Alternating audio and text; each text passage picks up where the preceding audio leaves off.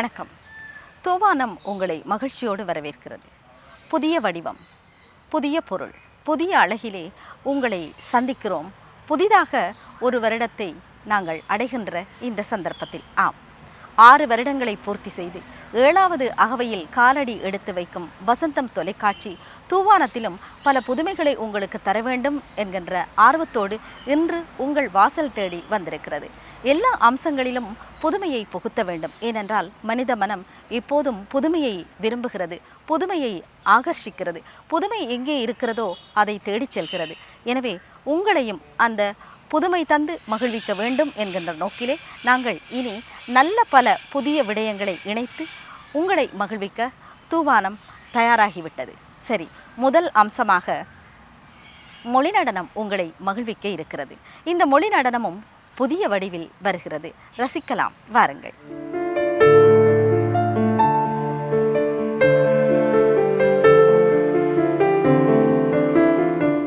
எங்கள் வசந்தம் தொலைக்காட்சி குழந்தைக்கு இன்று 7 வயது. எங்கள் வசந்தம் தொலைக்காட்சி குழந்தைக்கு இன்று 7 வயது. வாருங்கள், பிறந்த நாள் வாழ்த்து சொல்லி மகிழ்வோம். வசந்தம் தொலைக்காட்சிக்கு இப்போது 7 வயது.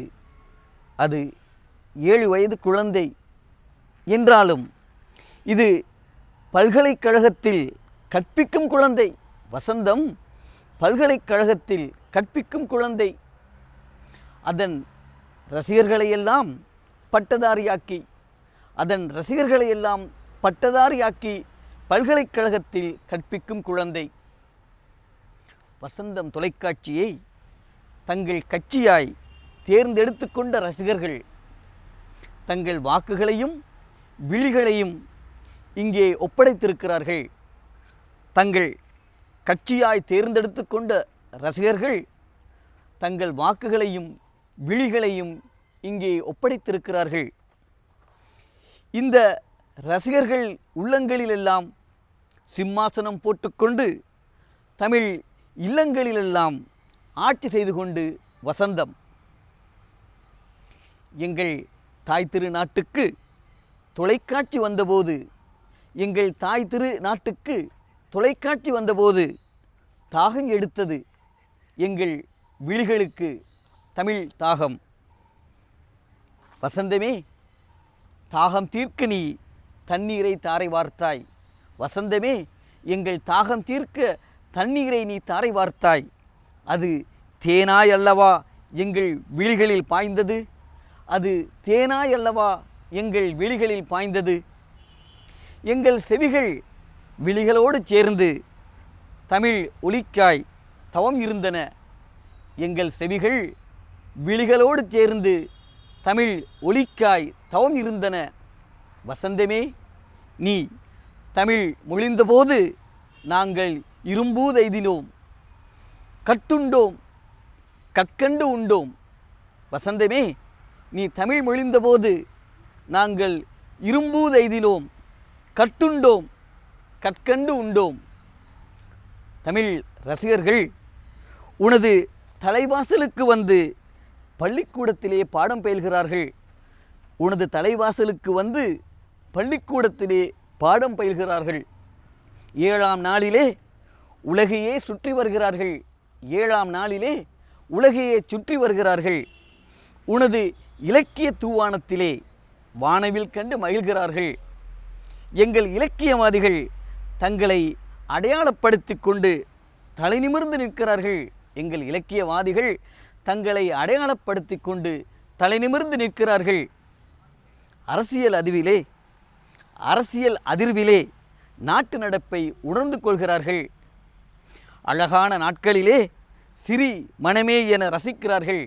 அழகான நாட்களிலே சிரி மனமே என ரசிக்கிறார்கள். மக்கள் சேவையிலே மயங்கி வசந்தமே, இந்த தமிழ் ரசிகர்கள் உனது ஆட்டோகிராஃபுக்காக காத்து கிடக்கிறார்கள். மக்கள் சேவையிலே மயங்கி வசந்தமே, இந்த தமிழ் ரசிகர்கள் உனது ஆட்டோகிராஃபுக்காக காத்து கிடக்கிறார்கள். குடும்பங்களை கட்டிப்போட மட்டுமல்ல, மனக்காயங்களுக்கு கட்டுப்போடவும் உனது நாடகங்கள். எல்லா இனங்களையும் ஒரு நூலால் கோத்து இலங்கையின் வரைபடத்தை அழகொளிரச் செய்கின்றாய். வசந்தமே, நீ தமிழ் உலகுக்கு ஆற்றி வரும் பணி. வசந்தமே, நீ தமிழ் உலகுக்கு ஆற்றி வரும் பணி. அதற்கு ஒரு மாற்று கருத்து இருக்க முடியுமா இனி? அதற்கு ஒரு மாற்று கருத்து இருக்க முடியுமா இனி?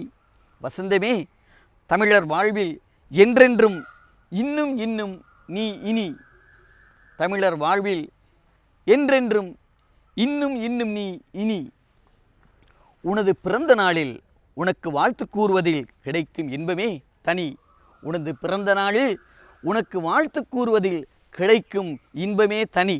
என்றாலும் தனியாய் அல்ல, தனி ஆளாயும் அல்ல, ஒட்டுமொத்த தமிழ் உள்ளமாய். வசந்தமே, உனக்கு பிறந்த நாள் வாழ்த்துகள். காலச்சக்கரம் சுழல சுழல நம்முடைய வாழ்க்கையில் நாட்களை நாங்கள் கூட்டிக்கொண்டே செல்கிறோம். இப்படி கூட்டிச் செல்லும் நாட்கள் வாரங்களாக, மாதங்களாக, வருடங்களாக நம் வயதை கணிப்பிடுகிறது. அப்படி ஒரு காலகட்டத்தில், ஒரு மகிழ்ச்சியான தருணத்தில் நாம் உங்களை சந்திக்கிறோம்.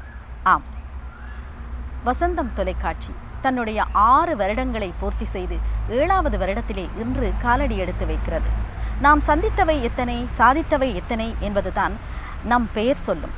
நாம் சந்தித்தவை, சாதித்தவை எல்லாமே நேயர்களுக்காக, ரசிகர்களுக்காக என்று கூறுகின்ற போது நிச்சயமாக அது மகிழ்ச்சியான தருணம். இந்த மகிழ்ச்சியான தருணத்திலே நாங்கள் எல்லோரையும் சந்திக்க வேண்டும். நேயர்களாகிய, ரசிகர்களாகிய உங்களை நாங்கள் இந்த அலைவரிசைகளிலே சந்திக்கிறோம். அதே போல எங்களோடு வந்து பங்கு கொண்டு இந்த நிகழ்ச்சிகளுக்கு உரமூட்டி இந்த நிகழ்ச்சியின் தரத்தை அதிகரித்த அதிதிகளையும் நாங்கள் சந்திக்க வேண்டும். ஒவ்வொருவராக சந்தித்த அதிதிகள் சிலரை ஒருமித்து நாங்கள் இன்று சந்திக்கிறோம். இன்று கலையகத்துக்கு இந்த சிறப்பு நிகழ்ச்சிக்காக வருகை தந்திருப்பவர்களை உங்களுக்கு நாங்கள் அறிமுகப்படுத்த போகிறோம். இன்றைய இந்த கலந்துரையாடலுக்கு, சிறப்பு கலந்துரையாடலுக்கு வருகை தந்திருக்கிறார்கள். முதலில் ஞானம் சஞ்சிகை ஆசிரியர் டாக்டர் ஞானசேகரன் அவர்கள், சுகவாழ்வு சஞ்சிகை ஆசிரியர் சட்டத்தரணி ரா சடகோபன் அவர்கள், காப்பியக்கோ டாக்டர் ஜின்னா ஷெரிஃபுதீன் அவர்கள். மூவரையும் ஒருமிக்க சந்திப்பதில் மகிழ்ச்சி. 3 ஆளுமைகளும் தனித்தனியாக உங்களுடைய கருத்துக்களை எங்களோடு பகிர்ந்து கொண்டிருக்கிறீர்கள். இன்று மூவரையும் ஒன்றாக சந்தித்திருக்கிறோம். ஊடகத்திலே உங்களுடைய பங்களிப்புகள் நிச்சயமாக அபரிமிதமாகவே இருக்கின்றன. இந்த ஊடகங்கள் கலை இலக்கியங்களுக்கு எந்த அளவு பங்களிப்பு வழங்குகின்றன? இவை போதுமானதாக இருக்கிறதா, அல்லது இதில் ஏதேனும் குறைபாடுகளை நீங்கள் காண்கிறீர்களா என்பது போன்ற பல சந்தேகங்களுக்கு நீங்கள் பதில் கூற வேண்டும். எங்களுடைய நேயர்கள், எங்களுடைய ரசிகர்களுக்காக நாங்கள் இந்த தலைப்பை இன்று ஒரு முக்கியமான தருணத்திலே எடுத்துக்கொள்கிறோம். சொல்லுங்கள் டாக்டர் ஞானசேகரன் அவர்கள். ஆரம்ப காலத்திலே பத்திரிகைக்கு இருந்த ஆதரவு அல்லது பத்திரிகை துறை அதிகமான ஈர்ப்பை கொண்டிருந்தது. பின்னர் தொலைக்காட்சி வந்தது, தொலைக்காட்சி கூடிய ஈர்ப்பை பெற்றிருந்தது. அதே போன்று இலக்கிய தரமிக்க சஞ்சிகைகள் முக்கிய பங்கை, ஒரு நாட்டின் இலக்கியத்தை சரியான வழியிலே கொண்டு போவதிலே இலக்கிய சஞ்சிகள் பங்களித்திருக்கின்றன. முகநூல்கள் இப்பொழுது முக்கியத்துவம் பெறுகின்றன.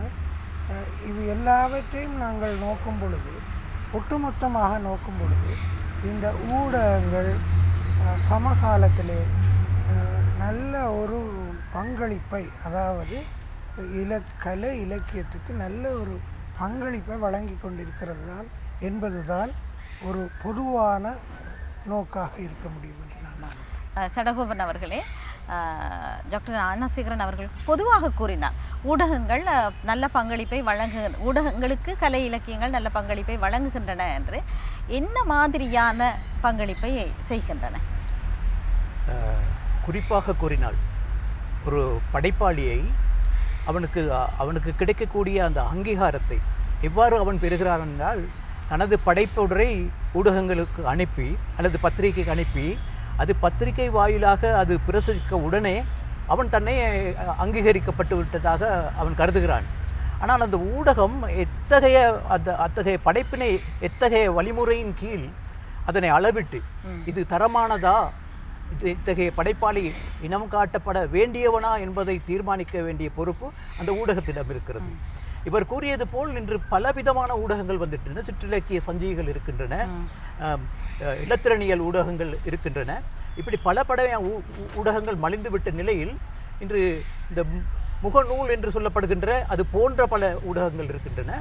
இவற்றுக்கெல்லாம் எந்த அளவுக்கு பொறுப்பு வாய்ந்ததாக இருக்கின்றது என்று முன்பெல்லாம் ஒரு படைப்பை ஒரு பத்திரிகை அலுவலகத்துக்கு அனுப்பி வைத்துவிட்டு இது வருமா என்று பல மாதங்களாக காத்து கொண்டிருந்த ஒரு காலம் இருந்தது. இன்று ஆயிரக்கணக்கான ஊடகங்களுக்கு போதுமான படைப்புகள் இன்றி அவர்கள் காத்திருக்கின்ற நிலையில் எங்கேயோ இருந்து ஏதோ ஒரு படைப்பை யாரோ அனுப்பிவிட்டால் அதனை உடனடியாக பிரசுரித்து விடுகின்ற ஒரு அபாயம் காணப்படுகின்றது. அந்த அபாயம் காரணமாக படைப்பாளிகள் ஒரு நல்ல படைப்பாளி, ஒரு காத்திரமான படைப்பாளியை நமது கண்டுபிடிப்பது, இனம் காண்பது என்பது ஒரு பிரச்சனையாகவும் காணப்படுகின்றது. இன்று நீங்கள் பார்த்தால் இந்த உதாரணத்துக்கு நாங்கள் முகநூல்களை தான் எடுத்துக்கொள்கின்றோம். அங்கு மிக இலகுவாக காணப்படுகின்ற ஒரு கலை வடிவம்தான் கவிதை. 4 வரிகளை அவர்கள் போட்டுவிட்டு முகநூல் கவிஞர்களாக மாறிவிடுகிறார்கள். எங்கேயோ இருக்கின்ற ஒரு நல்ல கவிஞன் அவன் காணப்படாமலே இருக்கின்றான். ஏனென்றால் அவனுக்கு முகநூல் என்ற அந்த ஊடகத்தை அவனுக்கு சில நேரம் தெரியாமல் இருக்கிறது. அப்போ இத்தகைய நிலைமையில் ஊடகங்களுக்கு இருக்கின்ற இந்த பொறுப்பு மிக உயர்ந்ததாக கருதப்பட வேண்டும். இன்று அச்சு ஊடகங்கள் அன்று தொடக்கம் இன்று வரை அந்த பொறுப்பை கடைபிடித்து வந்திருக்கின்றன.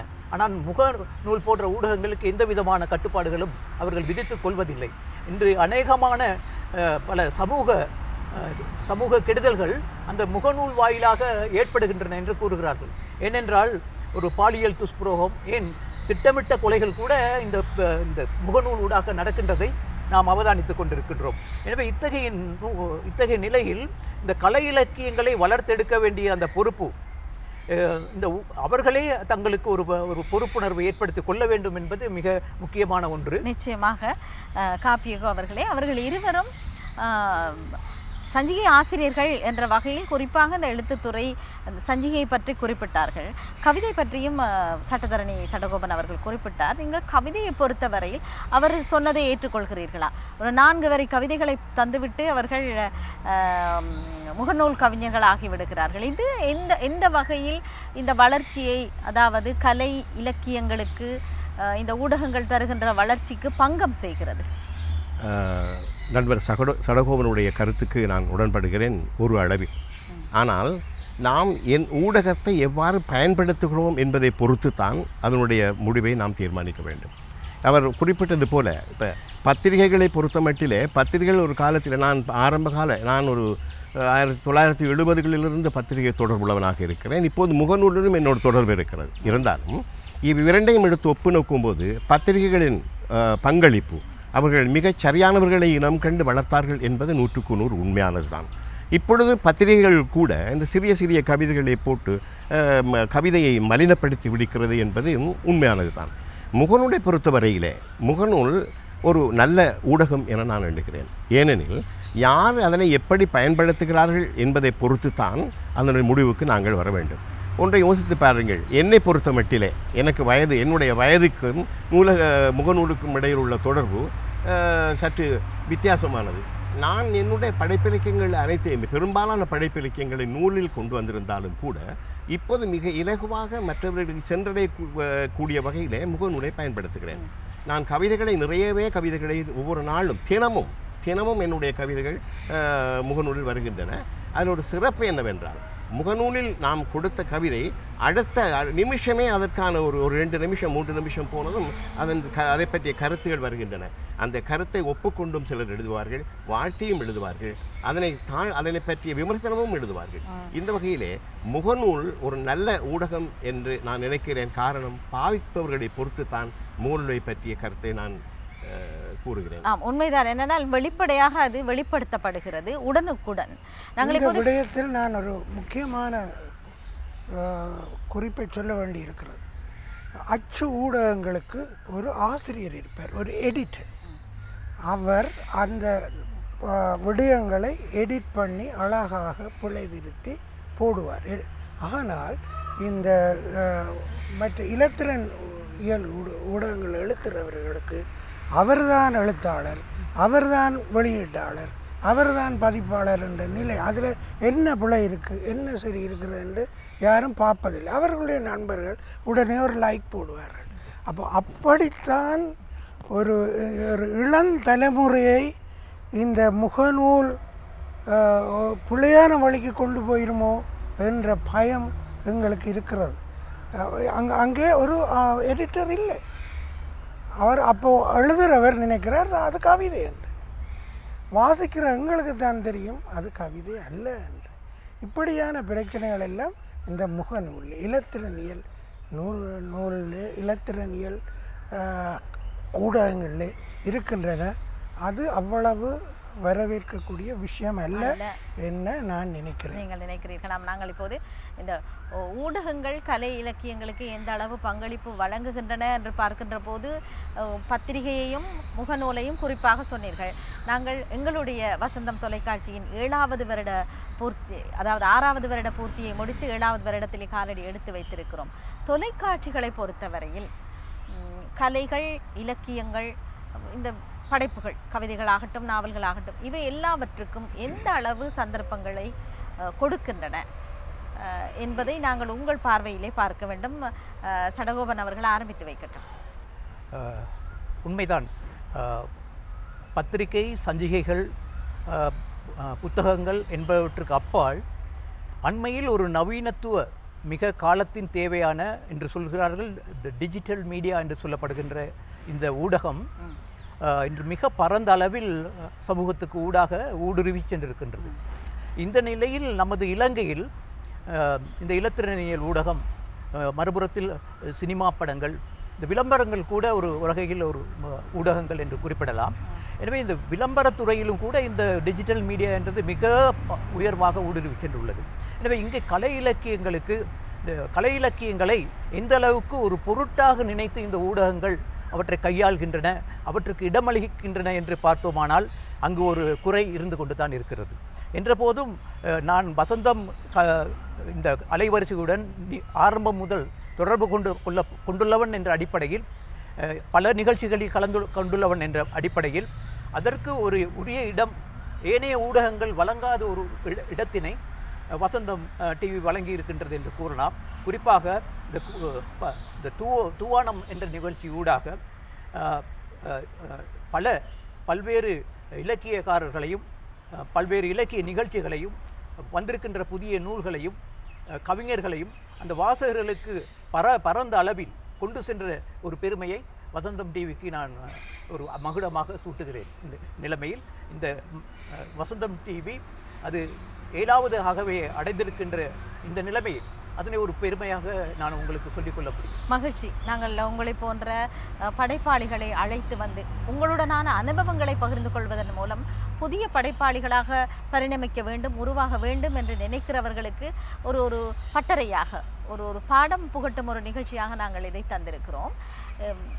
நீங்கள் அப்படியானால் காப்பியக்கோ அவர்களே, இந்த கலைஞர்களை, அதாவது குறிப்பாக எழுத்தாளர்களை அறிமுகப்படுத்துவது, நூல்களை அறிமுகப்படுத்துவது மட்டுமே கலை இலக்கியத்துக்கு ஒரு ஊடகம் செய்கின்ற பங்களிப்பாகிவிட முடியும் என்று நினைக்கிறீர்களா?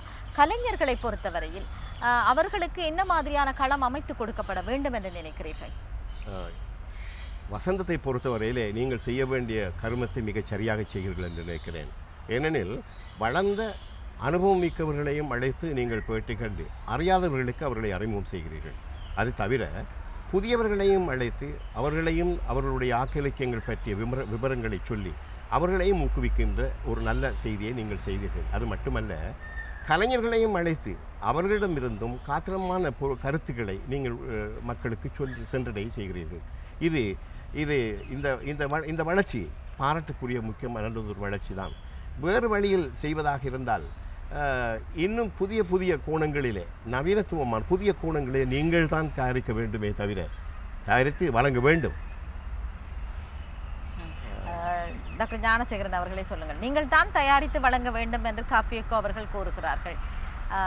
அவருடைய கருத்தை நீங்கள் ஏற்றுக்கொள்கிறீர்களா? அப்படியானால் ஆமாம். இப்போ என்னுடைய பார்வையில் வசந்தம் டிவி தொலைக்காட்சி, அதாவது கலைஞர்கள் எழுத்தாளர்களுக்கு கூடிய மதிப்பை கொடுக்கிறது. அது நிச்சயமாக குறிப்பிடப்பட வேண்டிய ஒரு விடயம். ஏனென்றால் நான் என்னை பொறுத்தவரையில் வசந்தம் தொலைக்காட்சியில் தான் அதிக நிகழ்ச்சிகளிலே நான் பங்கு பெற்றிருக்கேன். ஏனைய நிகழ்ச்சியில் பங்கு பெற்றினாலும் கூட வசந்தம் உரிய நேரங்களிலே எங்களை அழைத்து உரிய பொழுதுகளிலே எங்களுக்குரிய கௌரவத்தை கொடுத்து எங்களை எங்களுடைய நிலைமைகளை அல்லது எங்களுடைய படைப்புகளை அல்லது எங்களுடைய வெளியீடுகளை மக்களுக்கு தெரியப்படுத்துவதிலே முன்னணி வகிக்கிற ஒரு தொலைக்காட்சி ஊடகம் என்பதை நாங்கள் நிச்சயமாக முதல்ல அதை சொல்ல வேண்டும்.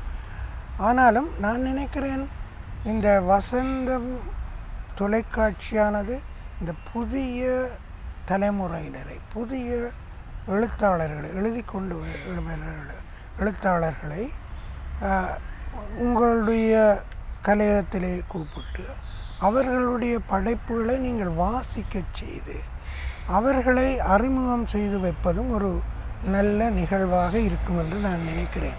இப்போ பத்திரிகைகள் அதை செய்வதில்லை. அவர்கள் பத்திரிகையில் வர்ற கவிதை இது புது கவிஞனா பழைய கவிஞனா என்று வித்தியாசப்படுத்தப்படுவதில்லை. நாங்கள் சஞ்சியாளர் செய்கிறோம், புதிய அறிமுகம் என்று நான் ஞானத்திலே செய்து வருகிறேன். அதுபோன்று நீங்கள் புதிய பரம்பரையினர், வளரும் எழுத்தாளர்கள், வளரும் தலைமுறையினர் என்று நீங்கள் அவர்களுக்காக ஒரு நாளை ஒதுக்கி ஒரு நிகழ்ச்சியை ஒதுக்கி பலரை நீங்கள் இங்கு அழைத்து அவர்களுடைய படைப்புகளை உங்களுடைய கலையகத்திலே வாசிக்க செய்து அவர்களை நேயர்களுக்கு அறிமுகப்படுத்துவது கூட அவர்களை வளர்த்தெடுப்பதற்கான ஒரு வழியாக அமையும் என்று நான் நினைக்கிறேன். நிச்சயமாக ஒரு நிகழ்ச்சியை படைக்கின்ற போது, உதாரணத்துக்கு நாங்கள் தூவானத்தை எடுத்துக்கொள்ளலாம், படைக்கின்ற போது அவர்களுக்கும் பங்களிப்பு செய்வதற்கு நாங்கள் களம் அமைத்து கொடுத்திருக்கிறோம். அதாவது குறுந்திரைப்படமாக இருக்கட்டும், அடையாளம் என்ற பகுதியாக இருக்கட்டும், இப்படி பல அம்சங்களை நாங்கள் அவர்களுக்காகவே தந்திருக்கிறோம். நிச்சயமாக இது அவர்களிடமிருந்து வரவேற்பை பெற்ற ஒரு அம்சமாகவும் இருக்கிறது.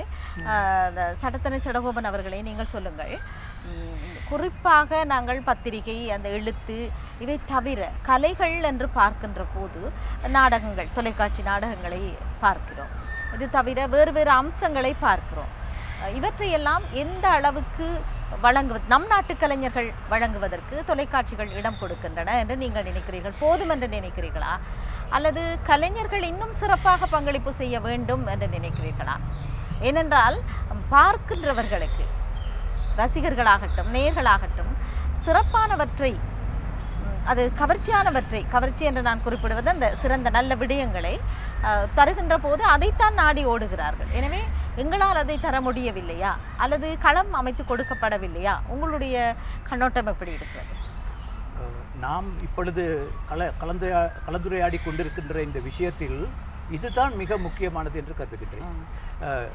இன்று நமக்கென்று தொலைக்காட்சி நாடகங்களோ அல்லது வேறு கலை வடிவங்களை தயாரிக்கின்ற முயற்சிகளோ நமது நாட்டில் மிக குறைவாகவே காணப்படுகின்றது. அதற்கு மிக முக்கிய காரணம் தமிழ்நாட்டிலிருந்து வரக்கூடியதான கலைப்படைப்புகள் அங்கு காணப்படுகின்ற உயர் தொழில்நுட்ப நிபுணத்துவம் காரணமாக அவை மிக சீரிய முறையில் வருகின்றன. எனவே இங்கே நாம் எமக்குள் வைத்து கொண்டிருக்கின்ற மிகச்சிறிய வசதிகளை வைத்துக்கொண்டு அத்தகைய ஒரு உயர் படைப்புகள் ஊடாக நமக்கு போட்டியிட முடியாத தன்மை ஒன்று காணப்படுகின்றது.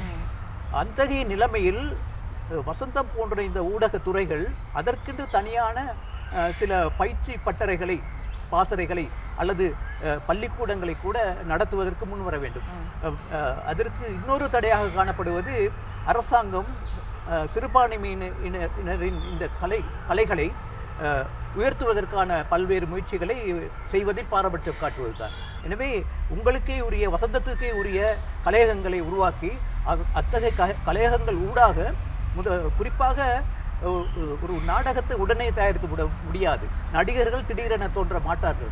எனவே எவ்வாறு நடிப்பு துறைக்கு இங்கே எத்தகைய பாடசாலைகள் காணப்படுகின்றன, இந்தியாவில் பல பாடசாலைகள் காணப்படுகின்றன. நடிப்புக்கென்றே தனியான பல்கலைக்கழகங்களை ஏற்படுத்தி அவர்கள் அங்கே செய்து வருகிறார்கள். நமக்கு காணப்படுகிற மிகப்பெரிய தடை அத்தகைய பயிற்சிகளை அவர்களுக்கு கொடுத்து ஏன் நாடகங்களையோ தொடர் நாடகங்களையோ திரைப்படங்கள் கூட இங்கே வருவதில்லை. இது இது இது ஏன்? இது ஒரு மிக பாரிய ஒரு கேள்வி. இது தனியாக இலத்திரனியல் ஊடகத்துக்கோ அல்லது டிஜிட்டல் மீடியாவுக்கோ மட்டுமல்ல, பாரம்பரிய நாடகங்கள் கூட இங்கே மிக குறைவாக காணப்படுகின்றன. எனவே இத்துறையை மிக நுண்ணித்து ஆராய வேண்டிய ஒரு நிலைமை காணப்படுகின்றது. அப்படியே முடியாவிட்டால் நாம் இங்கிருந்து இந்த ஊடகங்கள் சில பேரை கலைஞர்களை தெரிவு செய்து அவர்களை இந்தியாவுக்கு அனுப்பியாவது அவர்களை பயிற்றுவித்து இங்கே கூட்டி வந்து அவர்கள் கூடாக இந்த துறையை நாம் மேலே கொண்டு வர வேண்டும். அதை தனியாக வசந்தம் டிவியால் செய்ய முடியுமா என்று நான் எதிர்பார்க்கவில்லை. இது அதற்கு அப்பால் கடந்து சென்ற ஒரு தேசிய ரீதியில் தமிழ் தேசிய ரீதியில் வளர்த்து எடுக்கப்பட வேண்டிய ஒரு விடயமாகவும் காணப்படுகின்றது என்பதை இங்கே கூறி வைக்க விரும்புகிறேன். காப்பியோகா அவர்களே, சட்டத்தரணி கூறியதை நீங்கள் கேட்டுக்கொண்டிருந்தீர்கள். பயிற்சி கொடுக்க வேண்டும் என்பதை விட பயிற்சி பெறுவதற்காக பலர் இந்தியா சென்றிருக்கிறார்கள். அப்படி பயிற்சி பெற்று வந்தவர்களையும் நாங்கள் நேர்கண்டிருக்கிறோம். அவர்கள் மட்டுமல்ல, பலர் வெளிநாடுகளிலிருந்து வந்து இங்கே விண்ணப்பங்களை கோரி, நடிகர்களிடம் விண்ணப்பங்கள் கோரி பல திரைப்படங்களாகட்டும் பல கலை நிகழ்ச்சிகளில் அவர்களை சேர்த்து கொண்டிருக்கிறார்கள். இந்த திரைப்படங்கள் அல்லது நாடகங்கள் என்று மட்டும் வரையறை செய்யாமல் ஏனைய கலை அம்சங்கள், பாரம்பரிய கலைகள், பண்பாட்டு கோலங்கள், இவற்றுக்கு எந்த அளவு இன்றைய தொலைக்காட்சிகள் இடம் கொடுக்கின்றன? அது ஒரு வருஷத்துக்குரிய செய்தி தான். ஏனென்றால் நமது ஆரம்ப காலம் தொடக்கங்கள் கிராமிய கூத்து இதுகள் சம்பந்தமாக இப்போ பெரும்பாலும் மேடைகளில் கூட இப்போது கூத்து வேலை நடத்துவது மிக குறைவாகவே இருக்கிறது. மற்றொன்று இதுக்கு முக்கியமான காரணம் திரைப்படங்கள் மட்டுமல்ல, தொலைக்காட்சிகள். இந்தியாவிலிருந்து இறக்கப்படுகின்ற தொலைக்காட்சிகளின் மீது மக்கள் கொண்டிருக்கின்ற மேலதிகமான அபரிதமான பற்றுதல் காரணமாக அவர்கள் அதனைத்தான் பார்க்கிறார்கள். மற்றொன்று, தனியார் துறையில் நாடகங்களை இப்போ இந்தியாவை பொறுத்தவரையில் தனியார் நாடகங்களை தயாரித்து அந்த தொலைக்காட்சி ஸ்தாபனங்களுக்கு கொடுக்கிறார்கள். அப்படி கொடுத்து செய்யக்கூடிய அளவுக்கு பொருளாதார வசதி உள்ளவர்களாக நம்ம மக்கள் இல்லை. சிறந்த நடிகர்கள் இருக்கிறார்கள் என்பதில் ஐயமில்லை. நீங்கள் சொன்னது போல வெளிநாடுகள் சென்று படித்து நாடகத்தில் ஒரு அனுபவத்தோடு வந்தவர்கள் இருந்தாலும் கூட அவர்களுக்கு பொருளாதார வசதி செய்து அந்த நாடகங்களை உருவாக்கி தொலைக்காட்சியை தரக்கூடிய வகையில் இப்பொழுது பொருளாதார வசதியோடு மக்கள் இல்லை. அது ஒரு முக்கியமான காரணம். மற்றொன்று, வசந்தம் போன்ற ஒரு ஸ்தாபனத்தின் மூலம் இந்த காரியத்தை செய்ய முடியுமா என்றால் அது சாத்தியமில்லை என்று நான் எண்ணுகிறேன். ஏனெனில் இது அரசாங்கத்தோடு தொடர்பட்ட ஒரு ஸ்தாபனம். இது நம்மை பொறுத்தவரை நாம் தான் உருவாக்கி அவர்களுக்கு தர வேண்டுமே தவிர அவர்கள் செய்து தர வேண்டும் வரும் வரை காத்திருப்பது அது பொருத்தப்பாடு உள்ளதாக நான் எண்ணவில்லை. இந்த இடத்தில் நான் ஒரு விடயத்தை கூற விரும்புகிறேன். நாடகம் பற்றியதான கேள்வியாக இது இருந்தது. ஆரம்பத்தில் இந்த இலங்கை வானொலி ஆரம்பித்த பொழுது வானொலி நாடக பிரதி போட்டிகளை வைத்தார்கள். நிறைய நாடகங்கள் வந்தன. அப்போது அதே மாதிரி தொலைக்காட்சி நாடக பிரதியாக்கம் அப்படி போட்டிகளை வைத்தால் நிறைய பேர் நிச்சயமாக அந்த போட்டியில் பங்கு பெற்றுவார்கள். அப்போது எங்களிடம் போதிய பிரதிகள் வந்து சேரும். அந்த பிரதிகளை பின்பு நாடகமாக்குவது சுலபமான விடயம். அந்த துறையிலே உள்ளவர்களிடம் அந்த பிரதிகளை கொடுத்து நாடகமாக்கலாம். எனவே அப்போ நீங்கள் வசந்தம் டிவி ஒரு நாடக பிரதி போட்டியை கூட நீங்கள் நடத்தலாம். அதிலிருந்து கூடின பலனை நீங்கள் பெறலாம் என்று நான் கருதுகிறேன். நீங்கள் சொல்வது சரி. ஆனாலும் சில சமயங்களில் அந்த மாதிரியான முயற்சிகள் படுதோல்வி அடைந்து விடுகின்றன. நல்ல பிரதிகளை எதிர்பார்த்து அவர்களுக்கு சந்தர்ப்பங்களை கொடுக்கின்ற போது ஒரு சிலரிடமிருந்து தான் பிரதிகள் வருகின்றன.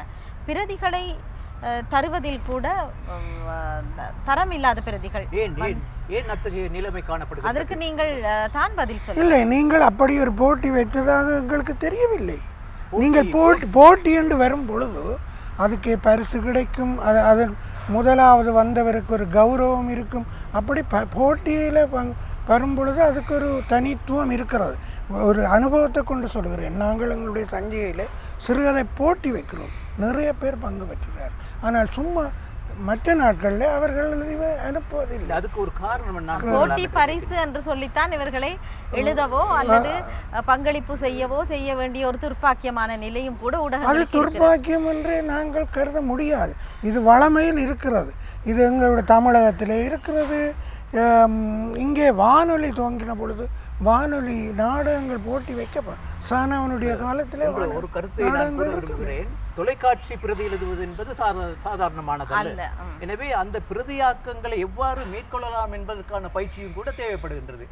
அதனை யார் செய்வது, அதனை யார் பயிற்றுவிப்பது? எனவே அவ்விதமான ஒரு பட்டறையை உருவாக்கி பயிற்றுவித்து அவர்களுக்கு கூடாக அந்த பிரதிகள் எழுதப்பட வேண்டுமே ஒழிய எழுந்தமானமாக ஒரு போட்டியை வைத்து பிரதியை நாம் எடுத்தோமானால் அதில் நீங்கள் சொல்வது போல் நாம் தோல்வியை தான் தழுவ வேண்டியிருக்கும்.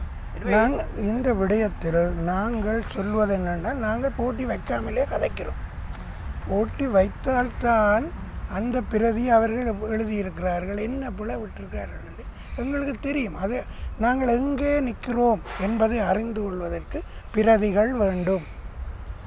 உதாரணமாக ஒரு நாடகத்தை ஒருவர் எழுதுகிறார் என்று வைத்துக் கொள்ளுங்கள். அவர் தன்னிச்சையாக ஒன்றை செய்கிறார். போட்டி ஒன்று வைக்கும் பொழுது அதிலே அவர் காட்டுகின்ற கரிசனை, இதில் வெற்றி பெற வேண்டும் என்ற ஆர்வத்தோடு அதை செய்கிறார்.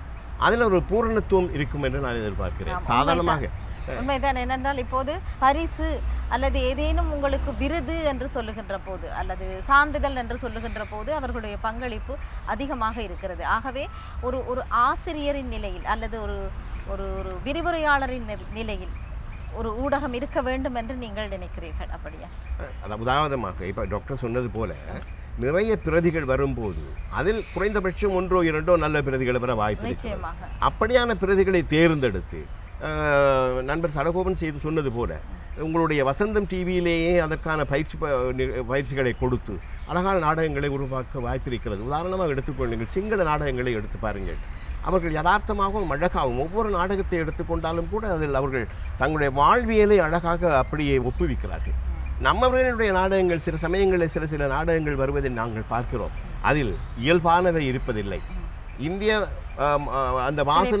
இந்திய வாசனைகளை தான் தாங்கள் அதை போலவே செய்ய வேண்டும் என்று செய்வதன் மூலம் நமது சொந்த கலாச்சார பண்பாடுகளை வெளிப்படுத்தக்கூடியதாக நம்மளுடைய நாடகங்கள் இல்லை.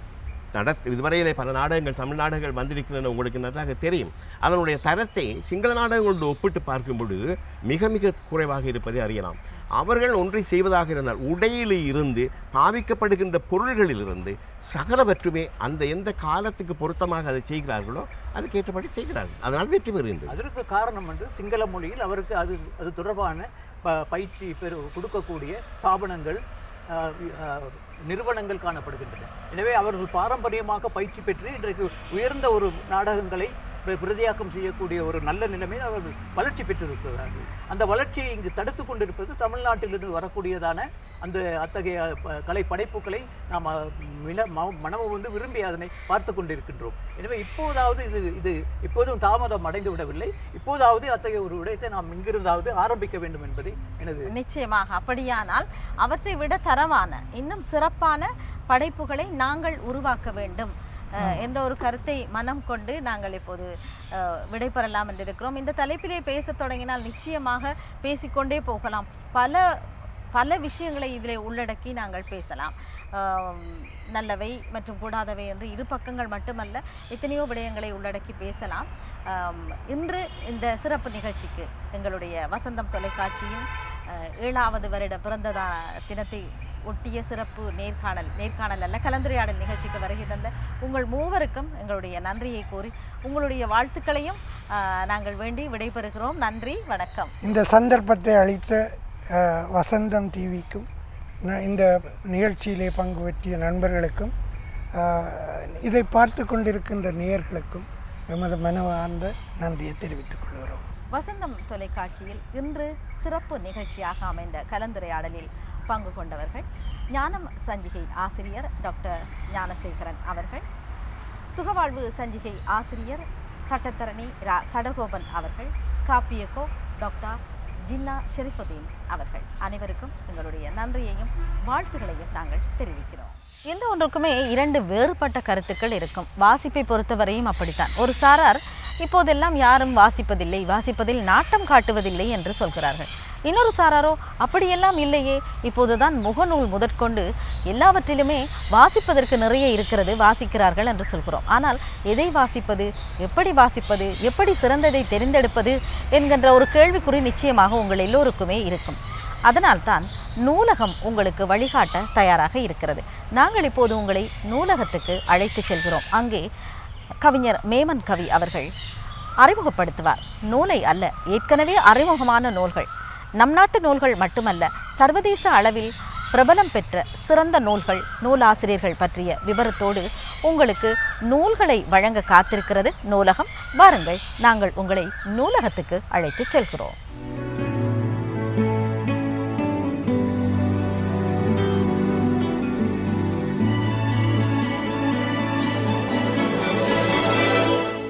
வசந்தம் தொலைக்காட்சியின் 7வது பிறந்த தினத்தை முன்னிட்டு தூவானம் பல்வேறு புதிய நிகழ்ச்சிகளை புதிய மெருகுகளோடு நடத்துகின்ற ஒரு சிந்தனையோடு இந்த நிகழ்ச்சிகள் ஆரம்பித்திருக்கிறது. அந்த வகையிலே நூல்கள் பற்றிய ஒரு அறிமுக நிகழ்ச்சியாக, நூல்கள் பற்றிய வாசிப்பை பற்றிய ஒரு பரவலாக்குவதற்காக இத்தகைய ஒரு நிகழ்ச்சி, நூல்கள் சார்ந்த ஒரு நிகழ்ச்சியை நாங்கள் இங்கே திட்டமிட்டிருக்கிறார்கள். அந்த வகையிலே அந்த நிகழ்ச்சியில் முதல் பேச கிடைத்ததற்கு எனது மகிழ்ச்சியை தெரிவித்துக் கொள்கிறேன்.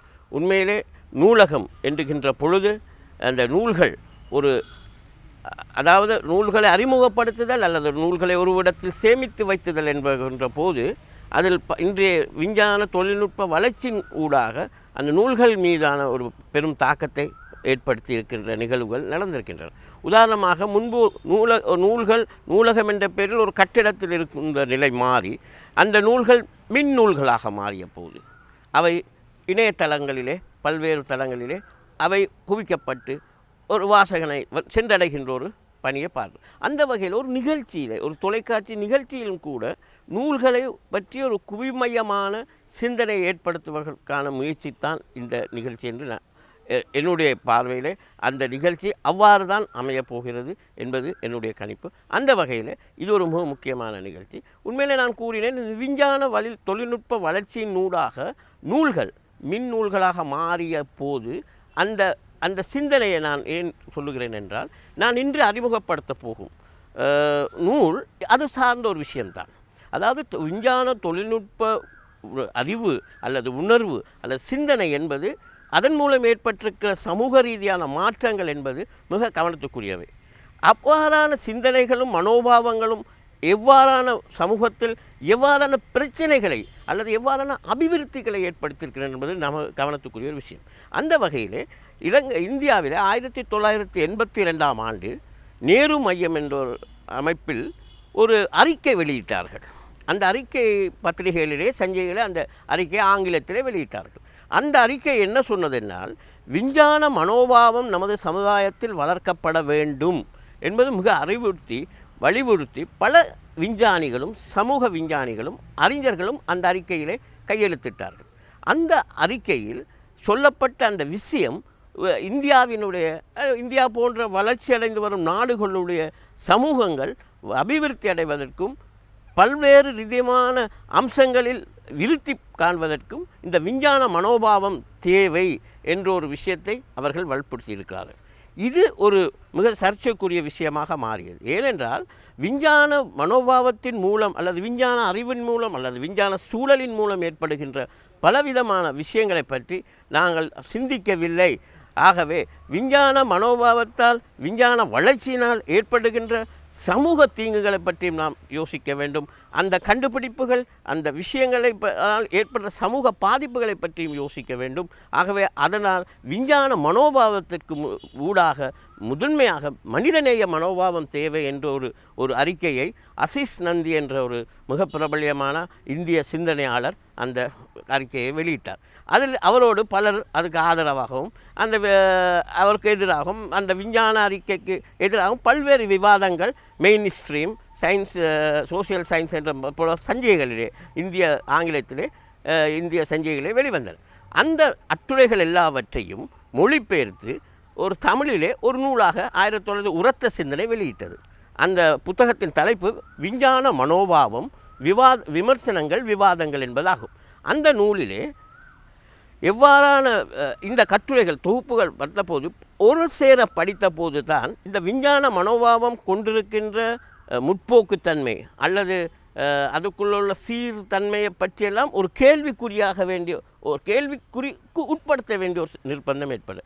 அவ்வாறான பல விஷயங்களை இந்த நூல் பலர் அதிர்ஷ்ட நன்றி மட்டுமல்ல வேறு பலர் இதில் கருத்து தெரிவித்து புதிய விஷயங்களுக்கு நமக்கு பார்க்க அல்லது இந்த வாசிக்க கிடைக்கிற ஒரு அனுபவம் இருக்குது. ஆக இந்த வகையான புத்தகங்கள் வாசிக்கப்பட வேண்டும். ஏனென்றால் 3ஆம் உலக நாடுகளிலே இந்த விஞ்ஞான மனோபாவம் அல்லது விஞ்ஞான வளர்ச்சி என்பது எவ்வாறான நிலை ஏற்படுத்தியிருக்கிறது என்று சொன்னால் அதில் உள்ள இருக்கின்ற காலனித்துவம் அல்லது நவீனத்துவத்திற்கு பின்னால் இருக்கின்ற அரசியலை புரிந்து கொள்ள வேண்டி இருக்கிறது. ஏனென்றால் கீழத்தேய நாடுகளில் உள்ள விஞ்ஞானம் அல்லது சமூகம் என்பது தனியாக இருப்பது, அது அதிலிருந்து வேறுபட்டது என்பதையெல்லாம் இத்தகைய நூல்களிலே சொல்லப்பட்டிருக்கு. ஆகவே இந்த நூல் என்னத்தை சொல்லுகிறது என்று சொன்னால் நிச்சயமாக விஞ்ஞான மனோபாவம் என்பது மேலாக மனிதநேய மனோபாவம் என்பது மிக முக்கியமான ஒரு விஷயம்.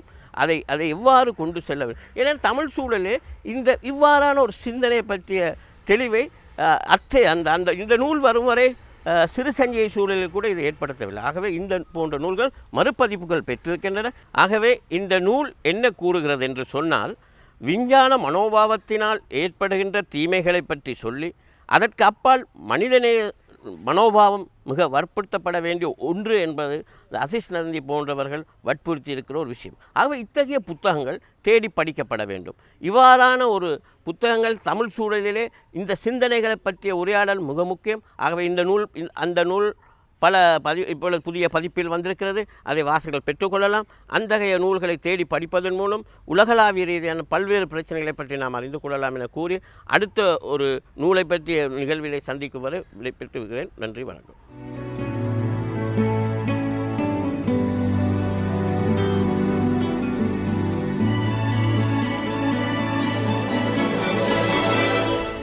நூலகம் தந்த தகவல்கள் நிச்சயமாக உங்களுக்கு பிரயோஜனமாக இருக்கும். எனவே நீங்கள் நூலகத்தை தவறாமல் காண வருவீர்கள் என்ற நம்பிக்கையோடு நாங்கள் உங்களிடமிருந்து இப்போது விடைபெறுகிறோம். மீண்டும் சந்திப்போம். நன்றி, வணக்கம்.